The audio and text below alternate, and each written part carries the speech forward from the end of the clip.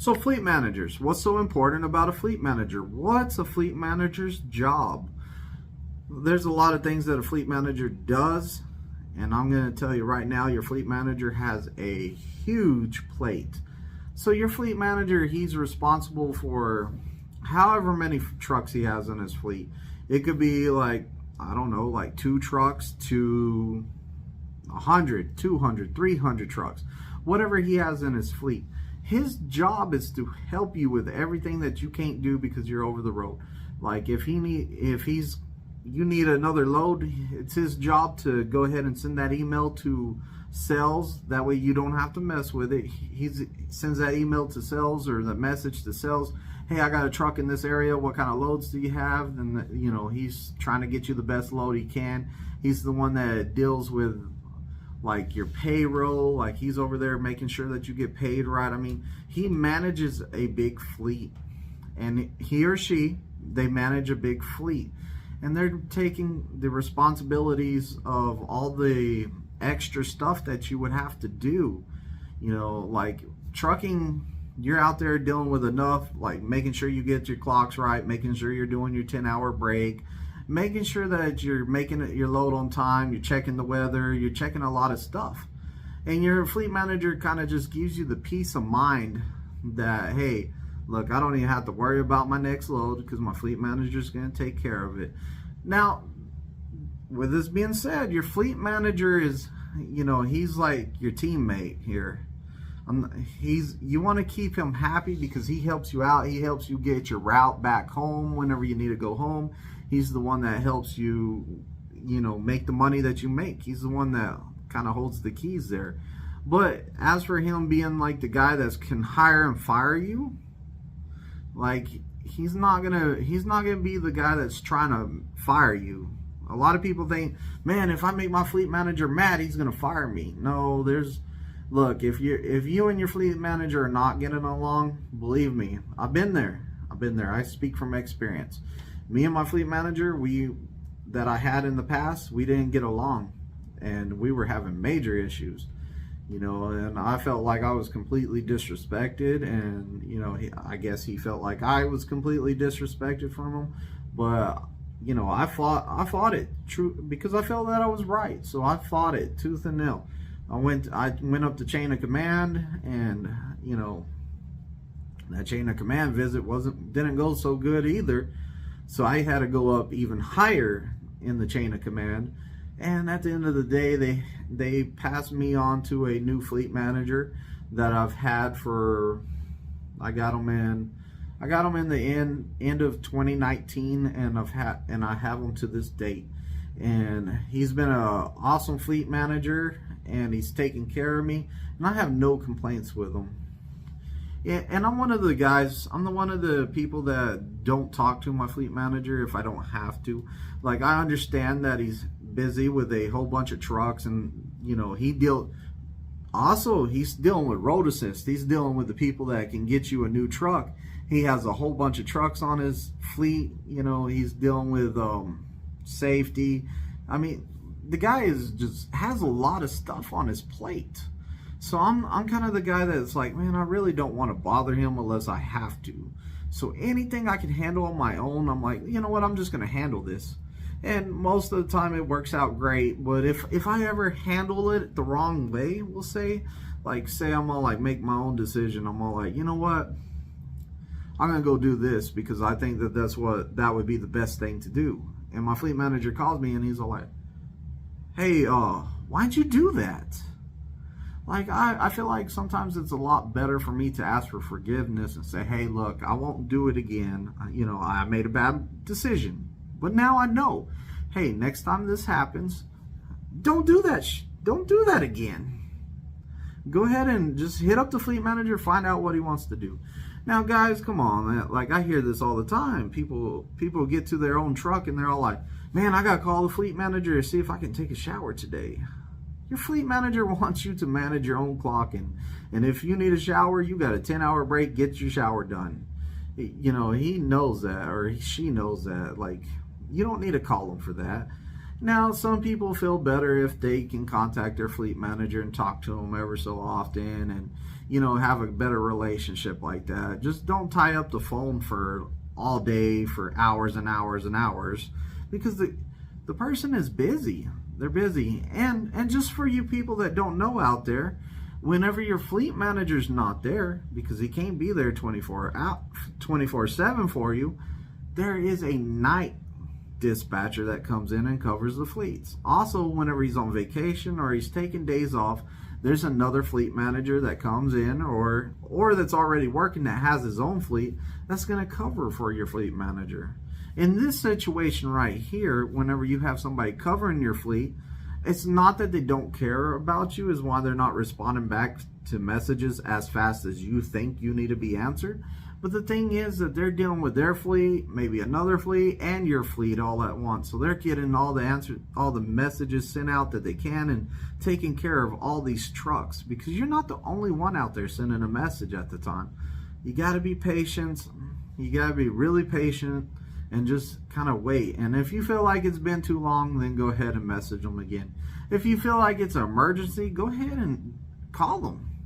Like, if I felt like it was an emergency and I need to get a hold of my fleet manager like that, I'm going to call them up and I'm going to be like, hey, look, this is what I got going on.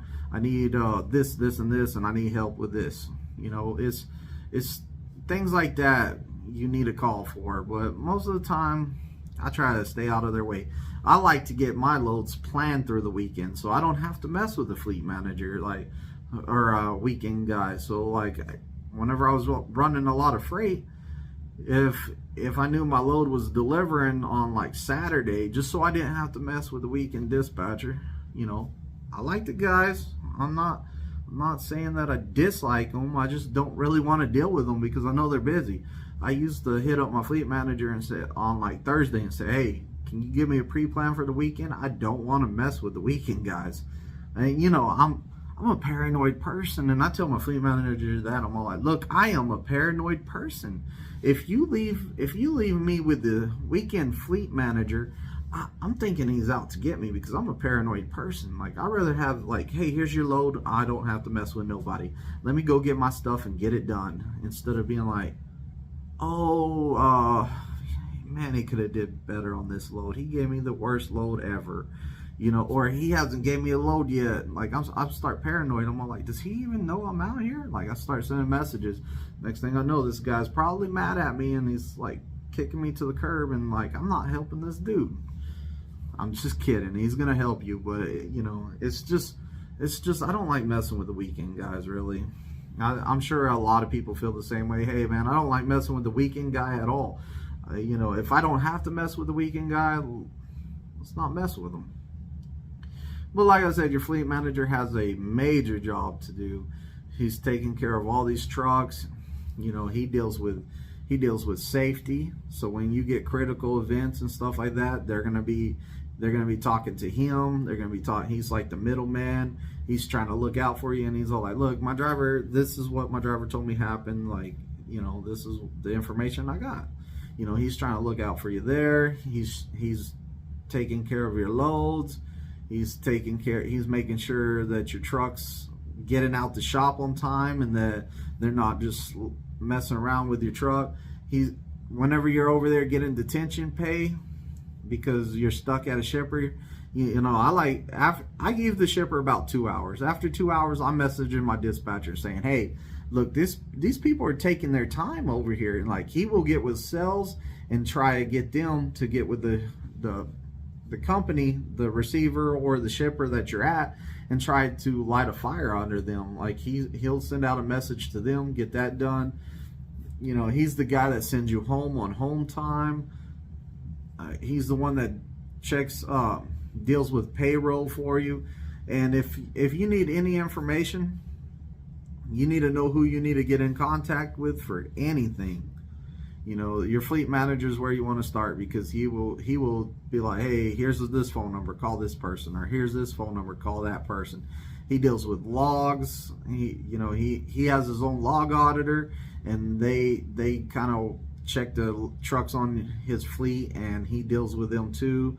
So like if I'm messing up my logs, they're gonna call him and they're gonna send me a message, and he's gonna have to talk to me and tell me, hey, on your logs you can't do this, you should have done this. So I mean, your fleet managers are very knowledgeable, and a lot of them used to be truck drivers. Some of them went to school to become a dispatcher. They're from all walks of life. So you might have a 30-year trucker vet over there, and he might have been used to being an outlaw trucker, and he's all like, hey man, I need you to run this in and do this and this and this, and you're all like, wait a minute, look, the laws have changed since you were out here. You know that my clock doesn't work like that no more. My clock works like this. And they'll be like, oh yeah, I forgot about that rule, you know, because it's been a while since they were over the road. So, you know, just take it into your mindset that your fleet manager has stuff that he needs to be done, and he might not always understand that we have clocks that we gotta abide by, or you know, we have stuff we have to do. You know, it's for the most part, I think pretty much all of my fleet managers I had, whenever it came to starting and stopping my day, running my clocks and all that stuff, I didn't have no issues there. I didn't have no issues with them saying, hey, you should have shut down here, or you should have went on this route or that route. I never had those issues. So they pretty much leave you alone in that aspect. They make sure that the delivery gets there on time, the delivery's made on time, the pickup's made on time. You know, they don't really have a problem with the way you run it. It's just whenever you get a load and you're like, man, I might not make this. You send them the message, and they look at a screen. They're all like, from here to here, plus this, plus this, plus this. They're all like, man, you make that perfect. Bro, you're looking at a computer screen, and I'm telling you what I can do. I'm telling you that I have traffic here, I got a storm here, I got this here. Whenever they're looking at the mileage, and they're all like, oh yeah, perfectly fine, you're gonna make that, and you're like, no, I know traffic. Like, this is what's gonna happen in this city, that's what's gonna happen here. Plus there's a big storm. You cannot tell me that like I'm gonna miss this storm. So just remember that your fleet manager has a lot on their plate. That's a little bit of kind of what the fleet manager's job is. I know that I ramble on a lot, and we talked about a lot of different stuff right there, but you know, the fleet manager is a super busy guy.